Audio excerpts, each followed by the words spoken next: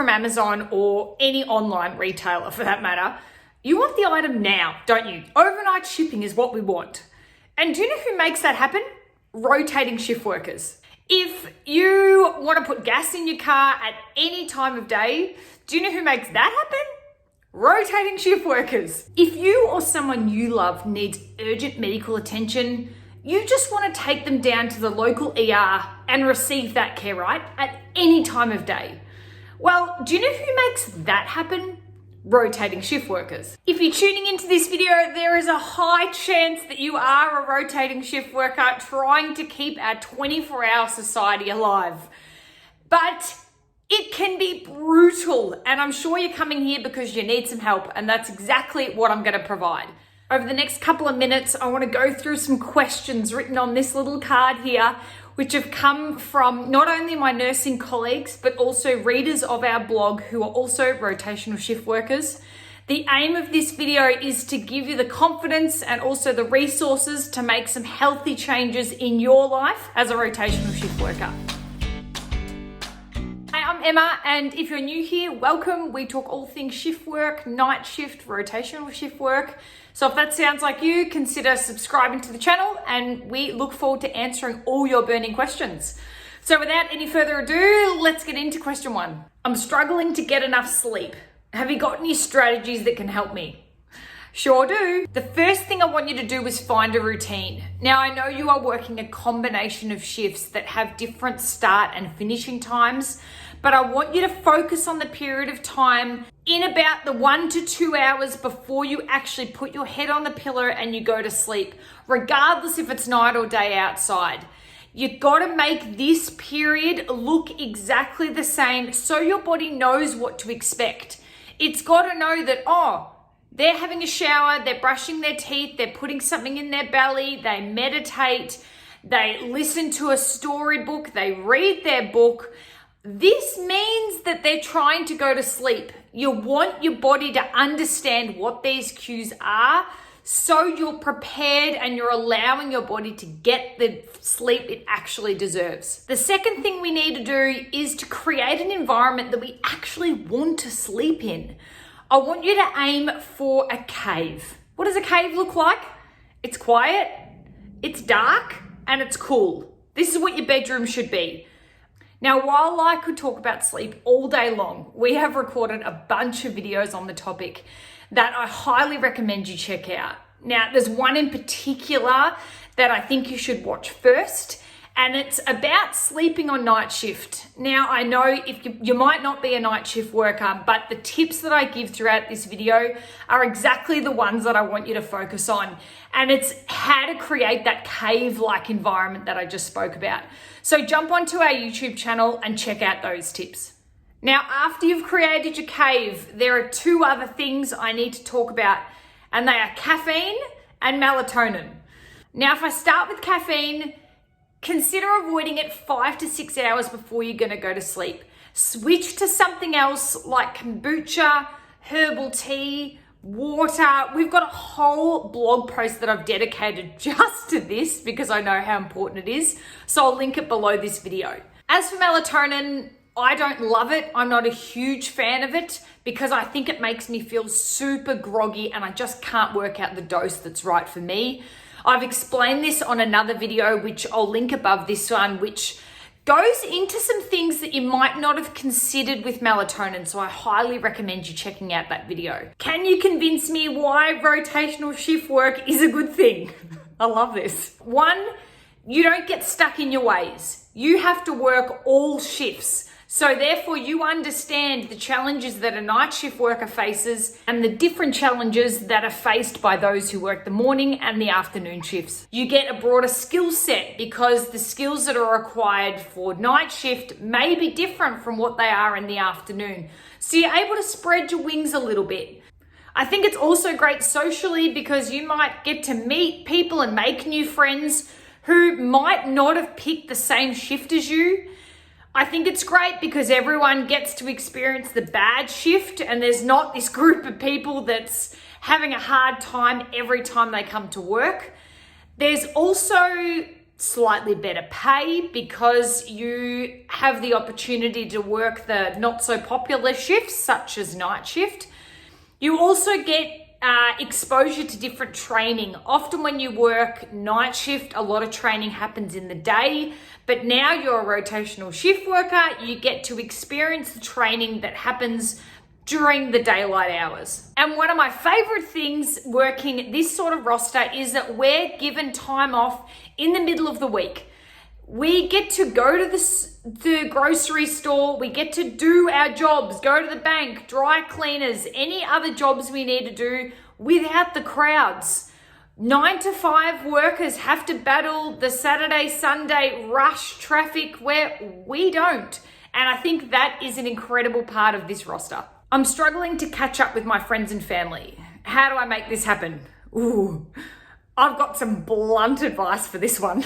If you're feeling a little isolated or a bit lonely and you just crave some social connection and a laugh with your friends, you have to make it happen. Don't sit around waiting for a phone call or a text message that might not ever come. I know this might seem a little bit sad that you're waiting for your friends to contact you and they're just not. But don't think about it like that. Everyone's just super busy, and before we know it, it's been a few weeks and you haven't caught up with anyone. And that's okay, but get on the front foot. If you miss someone, give them a call. If you want to see them, go and see them. I know sometimes our shifts can make this a little bit difficult because we're not available when everyone else is available. But the beauty of working a rotating shift work roster is sometimes we are working a morning or a first shift and we're free at night. Or when we're working an afternoon shift, we're free for a breakfast date. And when we work nights, maybe late afternoon, we actually are free for dinner before we go for a shift. Be smart about how you're organizing your social events and get on the front foot. I'm so tired the minute I get in the car to drive home. Do you have any strategies to help me get home safely? Whew, I know about this one. My first tip here is to carpool. If you know you're going to get tired, can you ask someone else to drive? Yes, they might be tired as well, but if you're chatting to each other, there's less of a chance that there's going to be an accident. If you can't carpool with anyone or no one lives close to you, can you consider public transport? Now, I know there might be some safety issues here depending on what time you're actually needing to commute to work, but is that an option for you? If it's not, can you consider a ride share option? So I'm thinking Uber, Lyft, some sort of company where you're sitting in the back and somebody else is in control of the car. Yes, I know this might cost a little bit more than what the other options would be that I've given, but at least you're arriving to work and home safely. Now, if none of those work, can you consider driving but incorporate some sort of nap into your commute? So if you're feeling so tired before you even leave the work premises, sleep in your car before you even turn the car on. Set your alarm for 15-20 minutes and just get enough of a shut-eye to give you the energy and the stamina to get home. If that doesn't work either, start driving, and then if you're starting to feel really tired, simply pull over on the side of the road, have a nap, and continue your commute home. Yes, this might feel a little bit inconvenient to do this because you just want to get home, but we have to be safe about it. Now, in case you're wondering, yes, I have tried the other options. I've tried putting the windows down so the wind hits my face. I've turned the stereo on as loud as it can go. I've eaten all the way home. I've drunk a bucket load of coffee. Literally, whatever you're thinking about, I've probably tried it to get home safely. And what I can honestly say is the only thing that's going to get you home in one piece is either relying on someone else to take you home or having a nap. There is not enough time between shifts to get anything done. Help.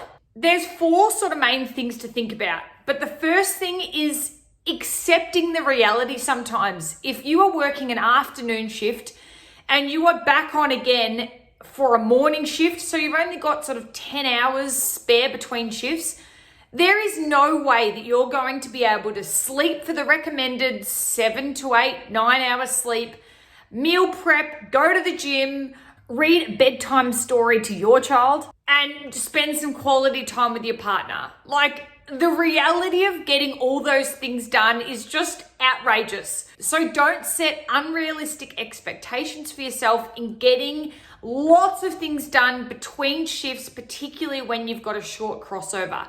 Leave it until you've got a little bit of time off. The second thing to think about is your roster. Do you have the ability to manipulate your future shifts? Does your manager allow you to request the shifts that you want to work in the future? If you have the capacity to do this, please do it. Do not miss out on the roster lockout time. If your roster manager or your boss gives you a certain period of time to put in your requests, do it. This is so incredibly powerful if you're able to choose when you want to work. When you are requesting, I want you to think about a couple of things though. The first is try to request in the order which your body likes to work. So what I mean by that is request to work a morning shift, followed by an afternoon shift, followed by a night shift. Try not to do night shift, morning, PM, because your body has to jump around so much and it can make us so tired and sick if we don't get enough sleep. Also, when you're requesting, consider blocking your shifts together. Try to do a couple of nights in a row rather than random third shifts here and there. Our body is obsessed with routine, so where we can, try to find some structure and routine to stop it guessing, to allow you to get enough sleep. The third thing to think about here is talking to someone. Sit down and have a chat with your manager and let them know that you are struggling with this rotational shift work schedule, and explore some options. Make a plan and see what else is available for you that may give you a little bit more balance in your life. If you're sitting there thinking, nah, there's absolutely no way I can talk to my manager and let them know I'm struggling. No, I can't do it. I totally get that, and everyone's situation is different. However, we need to do something because obviously you're struggling with something, and I don't want this to turn into a downward spiral for you. If there's a certain shift that you're really struggling with, is there a colleague that can maybe pick up that shift for you and you do something for them? Is there some sort of shift swap Facebook page or a paper diary or some sort of way that colleagues can interchange shifts between each other? I know some workplaces this just doesn't work, but there may be something that is available to you and you just don't know about it. My final tip for this question is to get organized. Find yourself a really good roster scheduling app. I'll link a couple below this video that we love. And also maybe even consider using an app that helps you manage your tasks. I personally use ClickUp, but I know Microsoft Teams, Monday.com, these sort of software programs are also great. What do I do on days off as a rotational shift worker? Now, this is a little bit difficult to answer because all of our shifts are going to be different.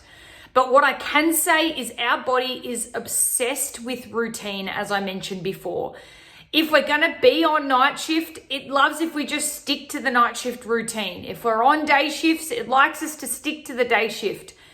It wants to know what to expect so we can get adequate sleep.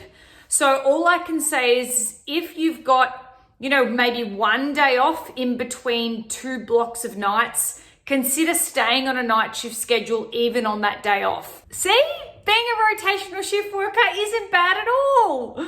Thanks for checking out this video. We really hope you learned something. Consider giving us a big thumbs up and subscribing to the channel, and we'll see you at the next video.